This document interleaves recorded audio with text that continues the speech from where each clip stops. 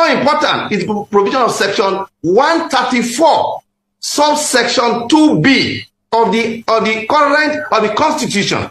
It is to say, it is to the fact that no presidential candidate can be declared a winner in this election without having 25% in the Federal Capital Territory. That is very important for the whole world to know that tomorrow's election, whenever it will be finally declared, apart from having 25% in 24 states of the Federal Republic of Nigeria, the Federal Capital Territory is like a compulsory question. You can answer all that question. But Federal Capital Territory, without having 25%, you go nowhere. This is important. And finally, the broad outline of the 21st century, Dr. Abati, is clear. It offers opportunity for people who can work together. Tinubu and Shetima is as good as swearing in the Nigerian army on 29th of May. If you swear in people that have not satisfied the requirement, you have by so doing ended democracy. The crisis I'm telling you now is that this our democracy is going to end by the way we are going. This democracy is going to end on the 29th of May 2023. Please write it. Those are extreme, you know my those name. Are extreme thoughts. I am very, very happy to say it. No, you know my name. You introduced me. Yeah. Listen, don't stop. I will, because those are extreme thoughts. You know why? Because there are allowable language to be used on television, especially as it relates to our nation and the unity of this country. Put your question and let me answer you. Put your question. I know what I'm saying. If there is an official... If you breach the Constitution... But is it not left to the court to decide otherwise? This is already decided by the courts. But the authority in charge of the election gave a declaration. If you are afraid for some things, don't ask for them. I am not afraid. I will, as a citizen of the country, by the ethics. Welcome to my channel, where we discuss everything politics, especially about the 2023 presidential election in Nigeria. The vice presidential candidate of the Labour Party, Dr. Datti Baba-Ahmed, he has been on national television in the past few days saying that on no account should President Muhammadu Buhari inaugurate Asiwaju Bola Tinubu as the president of Nigeria on May 29. That if Buhari does that, that he is committing an illegality, and that what it means is that whatever government they inaugurate Asiwaju Bola Tinubu, that it is no different from a military government, and that will not be good for the country, and that whatsoever should be done to ensure that Asiwaju Bola Tinubu is not sworn in as president of Nigeria, insisting that Asiwaju Bola Tinubu does not deserve to be sworn in because he's been declared president-elect. Is a violation of the law, of the Constitution. And he was emphatic on it. You have seen some of the videos. You saw even the video of Mike Ngini, the former resident electoral commissioner in Akwa Ibom State, in an interview which he granted Arise Television. He stated it. That was on February 24th, a day to the presidential election. Mike Ngini sounded an alarm. He said this, you saw him saying it, that this presidential election that will be held tomorrow, that whoever is going to be declared as president-elect, whoever is going to be declared as the winner of that election, must get 25% in 24 states of the Federation and the Federal Capital Territory, Abuja. And you heard him clearly in one of the video clips that I started this video with. He said it that Abuja is like a compulsory question that must be answered. And you can see how he was emphasizing on it. This election that will be held tomorrow, I want the whole world to hear me, that whoever is going to be declared the winner must have 25% of the votes in 24 states and the Federal Capital Territory. And he emphasized there that Federal Capital Territory is a compulsory question, that you must answer it. That is what is a likened it to. Now, this same law, section 134, subsection 2B, is what Datti Baba-Ahmed, that you also saw in the video clip that I showed you, was also emphasizing on. That based on that subsection, that Asiwaju Bola Ahmed Tinubu should not be sworn in. Now let us look at that section of the law. That subsection, that section 134, subsection 2B of the Constitution of Federal Republic of Nigeria, 1999, as amended. And what that law stated is this: a candidate for an election to the office of president shall be deemed to have been duly elected where there have been more than 2 candidates for the election. He has the highest number of votes cast in the election. And B, he has not less than 1/4 of the votes cast at the election, each of at least 2/3 of the states in the federation and the Federal Capital Territory, Abuja. That is the bone of contention. That is where Datti Ahmed is standing on and going around television houses on national TV to say that he is ready to risk his life to make this public, that Tinubu should not be sworn in because he is not the president-elect. He was not duly elected to be sworn in. He said Buhari and the Chief Justice of Nigeria should jettison the idea of inaugurating Asiwaju Bola Ahmed Tinubu as the next president of Nigeria. That if they do it, that it is no different from a military government. And you know that statement is ominous. It will soon sink in as we get closer to May 29. But I think he was drawing this attention now so that Nigerians will get ready that for whatever will happen in terms of contestation of this particular issue. And it's also instructive that it is one of the demands or one of the prayers they are making in saying that Asiwaju Bola Ahmed Tinubu is not qualified. In the petition they wrote to the Election Petition Tribunal, they mentioned about that he didn't meet the constitutional requirements, and they were particular also about this Abuja issue, where Asiwaju Bola Ahmed Tinubu got only 20% of the votes in Abuja, when the constitution requires him to have 25%. Now, this issue is a contentious issue now. But it's not supposed to be contentious because this is clear. And if Asiwaju Bola Ahmed Tinubu is sworn in, Asiwaju Bola Ahmed Tinubu will be the only president in Nigeria since 1999 that will be sworn in without meeting 25% requirement in Abuja. To be clear about this, Obasanjo met this requirement in 1999 and in 2003. Yar'Adua met this requirement in 2007. Jonathan met this requirement in 2011. Buhari made this requirement in 2015. Buhari made this requirement in 2019. So if Tinubu is sworn in, he will be the first to be sworn in without meeting this particular requirement. Now, I will get back to some of the other things that the lawyers are saying.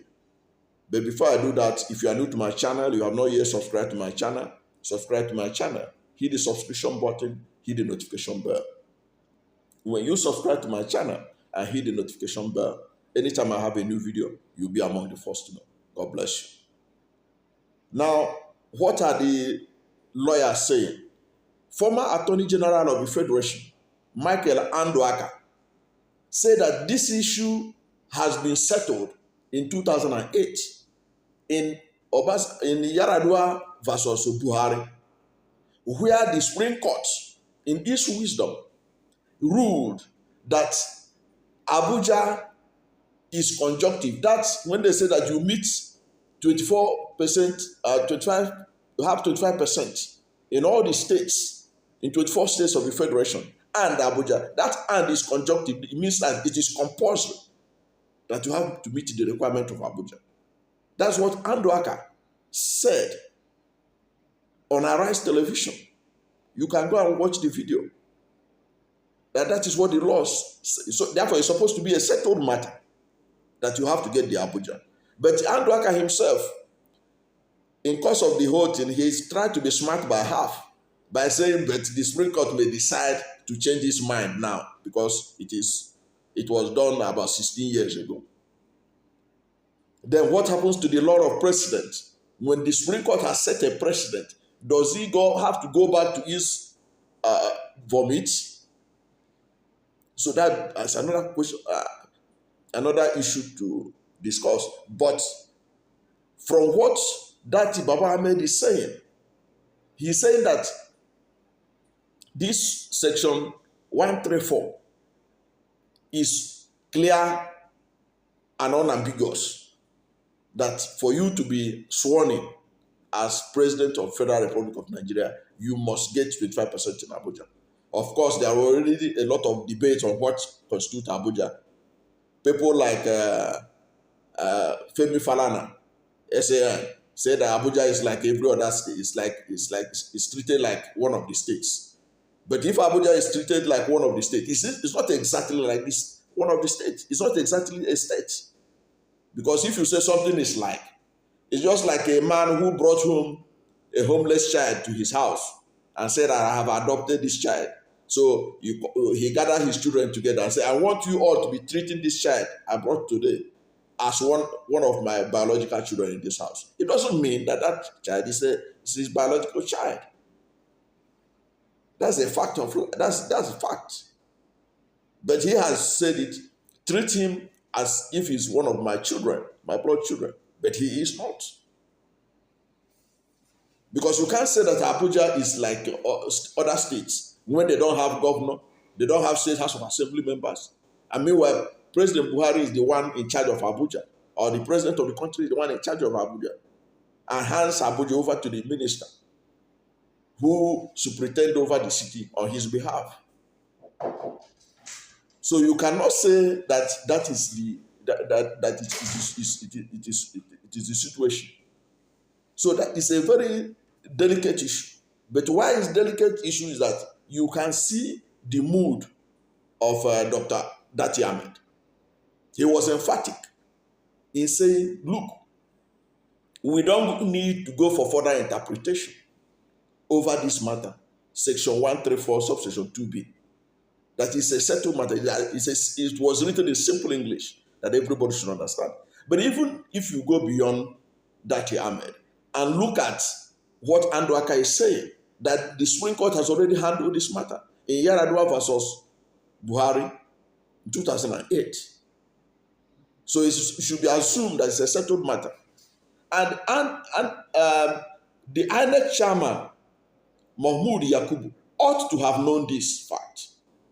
Because if former resident electoral commissioner in Akwa Ibom State, Mike Ngini, should know that for anybody to be declared the winner of a presidential election, that person must meet the condition of section 134, subsection 2b, and that Abuja is like a compulsory question that must be answered. Why did the Yakubu rush to declare Asiwaju Bola Tinubu president-elect? Because if you look at it, in the Electoral Act, there were 2 weeks window of opportunity that he has before he can make a declaration. It is not a must that when you gather collect these votes, you declare immediately. You can see that at the National Collection Center, there were political parties that were making objections. But Yakubu did not listen to them. He said they will discuss whatever reservation they have will be done will be done after the collation. After the collation, he didn't listen to them. You have viral videos of one of the agents of the PDP, Senator Dino Melaya, insisting that they should look into that matter, the grievances that other political parties had about the collection process, and especially as the presidential election result was not transmitted as INEC promised from on real time from polling units to the IRF. Yet, Yakubu did not take advantage of that window so that they can be able to tidy up the whole thing before declaring a winner.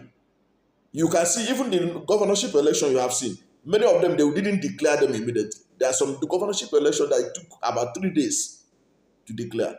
But Mahmoud Yakubu was in a haste, in a hurry to declare. And after declaring now, he said, go to court.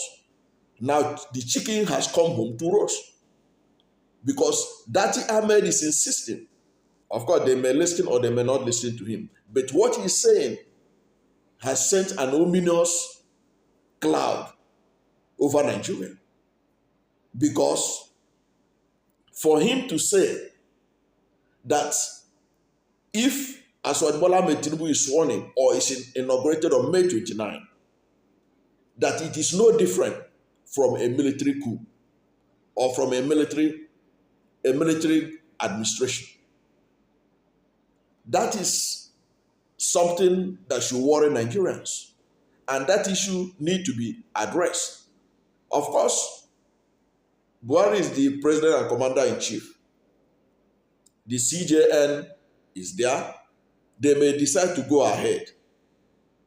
Like Datti Ahmed said that they can go ahead. But what cannot be taken away was that what they will do or what they will do on that May 29 if they inaugurate Asiwaju Bola-Ahmed Tinubu is that Asiwaju Bola-Ahmed Tinubu will be heading a government that is an illegality.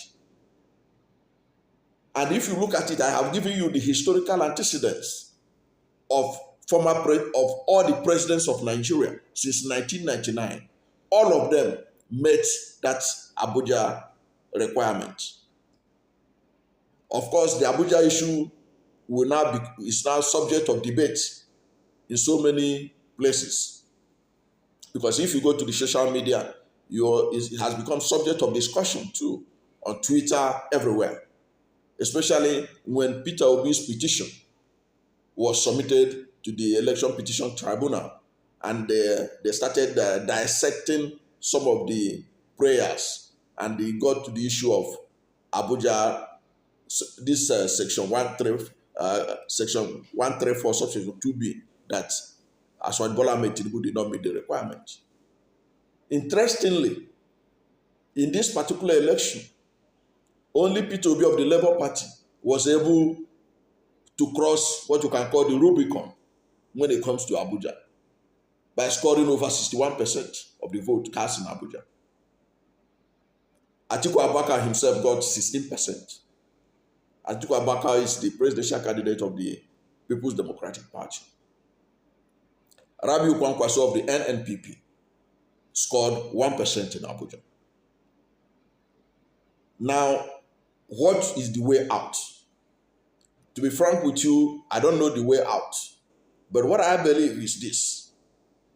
The Constitution of the Federal Republic of Nigeria, like Datti Ahmed pointed out, it is not like a puzzle. Some of these things are written in English language for the understanding of the average Nigerian. And there is also a precedent. All the presidents of Nigeria since 1999 were able to cross the Abuja Rubicon. Why shouldn't Asiwaju Bola-Ahmed Tinubu be made to pass through the same Rubicon?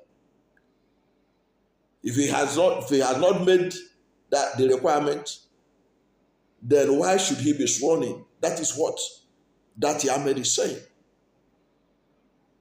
The Constitution is clear on this. And there is already a precedent.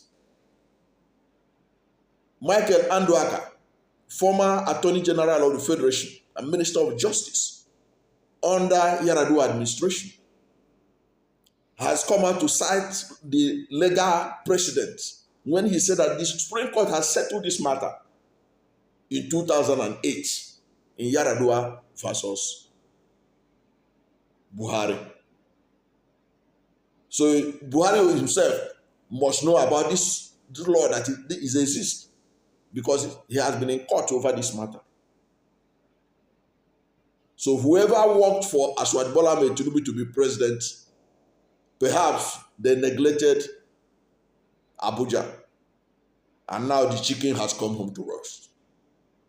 And if you see the mood of the Datti Ahmed, you can see that he is not going to go away until he sent this message to sink in the presidency. The only thing left now is perhaps this matter will be settled before May 29 by the courts, by the tribunal or the court. But I doubt how the Supreme Court will be able to do that in the short period, unless they accelerate the hearing of the tribunal and make sure that everything is settled before May 29. It remains to be seen how Asiwaju Bola Tinubu will be sworn in on May 29 without this Abuja issue settled, and it will not look like an illegality as Datti Ahmed is claiming. Thank you for watching this video, and if you are new to my channel, you have not yet subscribed to my channel, subscribe to my channel, hit the subscription button, hit the notification bell. When you subscribe to my channel and hit the notification bell, anytime I have a new video, you'll be among the first to know. God bless you.